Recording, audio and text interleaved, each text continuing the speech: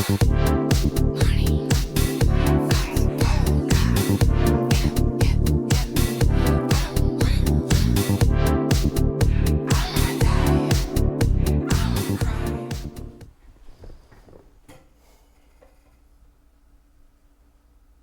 going on today, guys? I know looks a little empty on the couch here. It's just me coasting. But when I heard about this next guest, even though Simone had a busy schedule and she was already booked, I knew that we had to get this person on here for you guys. She is a phenomenal actress, a phenomenal performer. You see her in cabaret, theater shows, you see her in movies, you see her everywhere, including this podcast. We have today Simone Campbell. Plot twist. And I would also like to add that I am not the only person who is going to be the guest for today, because I am also going to be interviewing my co-host Tevin Brown, who is phenomenal, and we were just talking about how talented and humble and awesome he is, and it's not a competition. But he has been performing for so many years. He's been doing phenomenal work, inspiring and exciting audiences for years. So Tevin, thank you for being here today. Thank you for being here today. Oh my God, of course. Your outfit looks great, by the way. I love the earrings. Thank you so much. I love how we, what? Yes, they're Up earrings from the animated movie Up. That's amazing. Brought to you by Pixar, not sponsored. And I love your hat. Happy Pride Month. Thank you so much. Happy Pride. And I also had to rep my old community college, IRSC Performing Arts, where a lot of this started. Love. And I have to rep the exact outfit that I was wearing when I auditioned to be the host for the podcast. This is the sweater and most of the things that I was wearing. I love that so much. I should have done that. It was totally intentional. God, where do we start? I guess we start with the beginning of the legend. How did Simone Campbell come to be? How did Simone Campbell come to be? Okay, so I was actually just telling the story that my first break into film was this little home movie that my mom made of Snow White, and I was 4 years old. And I wasn't a good actor. There are some 4-year-olds out there who can elicit tears and joy and whatever. I wasn't one of them. I was looking at the camera, breaking the fourth wall every 2 seconds. I remember I had this one scene where I had to eat scrambled eggs, and I was looking so, and my mom was great. But it was either way. I think that I just remember having so much fun, just being a little girl and having the opportunity to play. And I think that is that has maintained my creative energy and has been the fuel to my fire. I always ask people that question, is having this sense of play, in creativity, and never losing that sense of childlike whimsy. So yeah, I guess that was my origin story. Took my first drama class in 6th grade in middle school, and I'll never forget my breakout role as Hermione in Harry Rings, Lord of the Potters, a Lord of the Rings, Harry Potter mashup. It was awesome. And it sounds amazing. It was so good. We were all 12, and it was of course it was bad, but everyone was just having a great chaotic time, and that's when I really fell in love with performing and being in that space with other creative people. And when I went to high school, I went to my district's art magnet school, and we could choose an emphasis. I did dance and theater, did tons of shows, choreographed a dance number, learned how to do aerial silks in a carnival show that we did. That was awesome. And I just loved it. And in between, I also write poetry. I still do, but when I was a teenager, that was my angsty outlet for my emotions. And then it just kind of became a general outlet for self-expression. And yeah, that's my origin story. And there's a lot that led up to this point. So but yeah, so what about you? Oh, right. I guess my origin story is a lot less creative than most. I got started. Where would I technically begin this? I did not start doing anything entertainment related besides maybe singing karaoke with my mother until 16. My first couple years, I went to King High School in Tampa, Florida. I was born in Middletown, New York, raised in Florida, for those that don't know. Went to King High School in Tampa, Florida for 9th and 10th grade. And also for my first half of 9th grade, I went to Southview High School in Fayetteville, North Carolina for a stint. That was an interesting time. And in none of that was I doing anything creative. I was like part of the IB program, but I was too lazy. And so then I dropped out of the IB program and then I went to a regular program. And then at King, it was especially different because it was just a Tampa school. And it was just like a school. So we had like our huge gates and it was all of us bad little kids running around being a mess, and shout out to H3. You know. But it was especially like that was kind of like my whole thing. And so then for a huge stint, my kind of trajectory in life was I wanted to be a criminal defense attorney. But I moved back into the homeless family center with my mom at 16 to go to Indian River Charter High School in Vero Beach, Florida, which is a performing arts high school, way different than King. And that was my introduction to performing arts. Awesome. I just went there because I knew they had a great Model UN program, so I wanted to try and like get into that and get into a professional like man. try to be like a professional man. But it was also like because of like the people I was growing up around, I was like I want to be the person that gets them out of trouble and makes money while doing it. Perfect. And I remember I got accepted because it was a charter high school, so we had to be accepted. And I got accepted the Friday before school started. So the Monday that school started, I went and made my schedule, like right there. And so like we're making the whole schedule. She's like explaining to me the break periods and how all this stuff works and everything. And like we get everything done. And I'm like looking at my schedule and like it looks great. And the guidance counselor looks at me and she's just staring at me and she was like, "Can I put you in acting?" And I sat there for a minute and I was like, I am not an outgoing person, but you know, lawyers should probably take some acting classes so I can practice lying. I was like, yeah. Little did I know that day would completely change my trajectory in life because I walked like upside down. So at Charter, we didn't have a theater. We had our black box and we had the dome. And so my intro was kind of speeding all this up. My intro was going into the black box. Class was already underway. That was my first class that I went to at Charter. Like by the time we got done with my schedule, it was my second period. And I walk into the black box and all I see is like kids sitting in these bleachers, this buff, bald, bearded man sitting here with like a shopping bag, not saying a word, like watching people. And like as soon as I open the door, no one's saying anything. Everyone's just staring at me. And I'm like, what's going on? And then from the roof, there's a school desk, there's a locker, there's scissors, there's a bicycle, there's so many of these random things that I later learned they were doing a production of Carrie. And so that was like part of like so that makes his sense. design for it. You're like, weird school. I was like, this is getting weird. And I go over to my teacher and I'm like, "Hi, my name's Tevin. I just got put into this class. I just got accepted on Friday." Says not a word to me. Nothing. This man is saying nothing. He just lifts up the shopping bag. And so I reach in and I grab this little slip of paper. And to this day, I remember it said, I tried to sit on a mushroom the other day. Like I tried to sit on a mushroom like it was a chair the other day. But when I did, I fell flat on my butt. Nope. Mushrooms are not for sitting.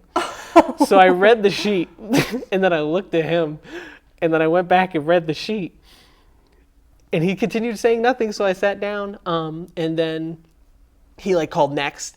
And so someone went up and they performed their little slip of paper. And so I was like, okay, that's what this is. And I said, bet. For those that know me, they know I'm a huge rap fan. And one of the things that made me, I'd never really tell a lot of people this except for like a few in the beginning. What made it so easy for me to memorize lines in a script was because I spent so much of my childhood memorizing Eminem rap lyrics that it became a breeze. That part of your brain was like, I got this. It was like easy. So I memorized like in 2 seconds, I memorized that little slip of paper, put it in my pocket and I said, bet. And he called me and I went up and I went and I said, like, I tried to sit on a mushroom like it was a chair the other day, but when I did, I fell flat on my butt. And when I said that, I threw my legs from under me and fell just flat on my butt. And then I dead-eyed him. And I was like, nope, mushrooms are not for sitting. He never said anything to me that entire day. But like after I performed, he just stood up and just started clapping. Like deadpan everything and just started clapping. And I just remember them, like, it was that moment where I was just like, I don't know what this is, but this is my everything. You're like, I'm hooked. And from there, I studied acting at Charter, and then I studied acting and theater and production and dance and so many different things at IRSC, where I met so many incredibly talented people. And then in 2021, moved out here and got into film. So yeah, that's the... What a good arc. Oh my God. Wow. Shout out to that guy for being terrifying and inspiring in some way. I love you, Mr. Nav. You are. Shout out, Mr. Nav. Wow. Yeah. Damn, dude. Yeah, that's. I know that was very long, but that's No, spark please. notes. That was great. Absolutely. I guess kind of since we're doing the whole back and forth. No, I'm sorry. What are some of your favorite projects that you've worked on so far?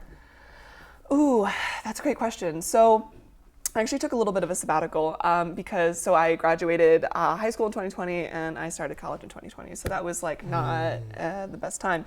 And I was actually going to take a gap year. I was going to go to India. I had already gotten an internship and I was going to be doing like social work and teaching, and it was super cool because for me it's always been like a blend between creativity and science. And then that's funny. So I remember it jumped from like meteorology to volcanology to epidemiology to particle physics. And then in my junior year of high school, I took AP Physics 1. And I dropped it after 2 days for my acting class. And I was like, this is ridiculous. And then that's like when I had my whole like turn away from science. And I was like, I'm gonna be an actor, I'm gonna be a writer. Like, I'm done with this. But then the good like intersection between that was psychology and mental health and things like that. And that's when I decided that was what I wanted to pursue. So I got my BA in psychology and philosophy at UNM. And that whole time just kept taking, thank you. Kept taking creative classes. I took 2 different levels of creative writing. That was the first time I had shared my poetry outside of like my angsty journal, and it was so cool and so cathartic. And I took modern dance classes and had a fantastic time. I did a little bit of music. Oh, I also did marching band in high school, which was so random. I just kind of I was a drummer. I weaseled my way in because my buddy called me and he was like, we need someone to play the cymbals. And I was like, I can do that. I can clang things together just for like the summer marching band. And then they needed someone to stay on. And so I just kind of like made my way in without telling anyone. I'd never done band before, and just kind of like learned how to drum like as everyone else was like playing very well. So that was really random, and I think I kind of have a habit of doing that, of like just kind of diving into things and like I'll learn along the way. It's the best though. Yeah, exactly. So this isn't answering your question at all, but I'm going to get around. I still love the point. answer. Thank you. I did a series of like creative classes when I could. There we go. There's my point. When I was at UNM, but because of the pandemic and all of like the confines of, I don't know, lockdown and everything, I kind of took a sabbatical, from being able to perform and things like that, and just like slowly reintroduce myself into the industry. And that just started by B2B. I don't know if B2B still exists, but they were a series of breweries around town, and they always held open mic nights. And I had some friends who were musicians, because aside from drumming and singing and dancing, I am not like melodically inclined, so like I can't play any instruments. I tried to learn the guitar when I was like 10, and I ran out of a church basement crying because it was not it. And so I had a friend of mine who knew how to play guitar, and then we went together, and it was so funny. For some reason, I've never had like much stage fright except with singing. It was just, it felt so like vulnerable. And this was like a breakthrough in like spring of 22. When it disappeared. Like I remember like I hit this high note and all of my friends were there and they were like, yeah. And I was like, wow, okay, yeah, this is a feeling that I need to feed. It was the first reminder of like why I love performing, why I love being in that energy. Yeah. And so from there it was just a series of like, going back and doing that occasionally. And this is probably the best answer to your original question. In 2023, I found Rocky Horror Picture Show through Teresa Robinson's New Mexico Albuquerque Pride, New Mexico Pride and Equality magazine, New Mexico Entertainment, all of those things. And she's been doing it for over a decade. And I was originally auditioning for Magenta, and so were 2 other girls who were there. One of them ended up being my best friend. We met at that audition in April, so I love you, Sam. And the crazy thing, though, is I had just gotten in a car accident and I just got a concussion 3 days earlier. 3 days before that, I had just looked up Rocky Horror Picture Show auditions near me and saw it was later that week. And then I had the accident, but I was so determined because this was a passion of mine since high school, because at one point I had we had a cabaret series. It was kind of like a gender bending, identity bending was like the theme, and I did Sweet Transvestite from Rocky Horror. And being like more femme presenting, my director, he was like, "You were great, love it. Get that dream out of your head of ever playing it in the real world, though, like the real world, because you're a woman." And I was like, "Okay." And look what happened, because I go in for this audition, yes, and I ham it up. I do my thing. I think I sang something from Chicago, and they called me back in, and they were like, "What?" So we already actually have a magenta, so no one got magenta, but they wanted me to like read for Frank, and then I ended up getting Dr. Frankenfurter. My best friend got Janet. The third girl, I don't know what happened to her. She's doing well. She went on to Better Passions, and we've been doing it ever since. So this will be the 3rd year that I've been doing it, doing my role. And I have absolutely fallen in love with the community, sticking it to my theater director from high school. Great guy, but come on, man. So yeah, and that has been the most wonderful experience to date. So, And is that, I guess, Rocky Horror, is that what you've got coming up next? Do you have anything else coming up next? That is going to be, so 50th anniversary of Rocky Horror, which is super exciting, is going to be this year. So we are going to be having performances every Saturday, all throughout October, or not every Saturday, every weekend. We have some matinee shows, so check it out. New Mexico Entertainment, Albuquerque Pride Equality Magazine, Rocky Horror stuff. So that'll be cool. But I also do improv theater, and I'm taking classes at the Box. I've fallen in love with that voraciously, and so I am going to be doing a showcase later on with my class in August. I'm also going to be performing for Alma's AAA Cabaret. It's June 14th, also at the Box, but not improv related. And I'm going to be doing Frankenfurter. I'm going to be doing Sweet Transvestite there too. So drag. But yeah, so that's what's coming up. God. What about you? How is life going? How has it been in the creative energy up until this point? This will be a funny thing to say, but exhausting a little bit. I'm definitely taking a sabbatical for a little bit. I'm now given the green light, so I can openly say I've got a kid coming, a little girl, coming in August. I'm gonna be a dad, so I got my dad hat on. Yes. And so it's kind of been a journey since working on Oppenheimer that kind of like started this whole thing where it was through a lot of conversations with people in the industry, and then people like not in the industry, like my family and different people, and it just became where I've realized that the union route isn't my path right now. Whereas like it's gone great. There's just been so many breaks between everything that's gone on that I can't, nor do I feasibly want to try and make this work right now while also raising a child, because I want to be there for my little girl. Absolutely. But with that, I've got like indie plans in the work. I know I'm in talks to direct a horror short film. Summer of next year is when we'd be filming, so that's ways away. But yeah, we flew through the time. It's like it just I went know, by. and suddenly here we are. So I guess kind of rounding it all out. Yeah, thank you so much for being on the show. Thank you for being on the show too, Tevin. And This is there is great. anywhere that people can go to follow you? Yes, my Instagram. It's still my personal Instagram, but feel free. It is at I know I'm too tall. I am almost 6 feet tall, and I think I made that Instagram handle when I was in like 9th grade, and I just never bothered to change it. So yes, there, feel free to check out the show Abiquiu. That is the house show at the Box, and also Cat on a Leash, the Nightcap Improv as well. Might be working secretly with the Femmes and Thems improv team that I just got recruited for, so that's fun. So it's Instagram incoming. Yeah, what about you? At the Teflon Tev on IG. That's at TheTeflonTev. I mean, I have a Facebook, but you ain't gonna see much on there. It's not so much promo, it's just to keep in contact with my family sometimes. Yeah. But yeah, thank you guys so much for tuning in. I know it's just Simone and I, but I feel like y'all need to get to know Simone more. So And is it Tevin, really because hard? he's so wonderful. I'm okay. Simone's the great one. But thank you guys so much. Thank you, Studio 519, for letting us film here all the time and dealing with us.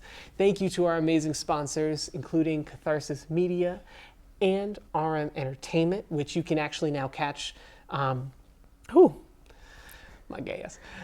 You can actually now catch the Creative Podcast, not only on YouTube, which if you're on YouTube, be sure to like, comment, and subscribe, but you can also catch the Creatives Podcast on Catharsis Media, Channel 96, Studio 519, Channel 27, and RM Entertainment, RME, Free TV. So thank you guys so much. Once again, my name's Tevin Brown. And I am Simone Campbell. And have a great night. Bye, guys.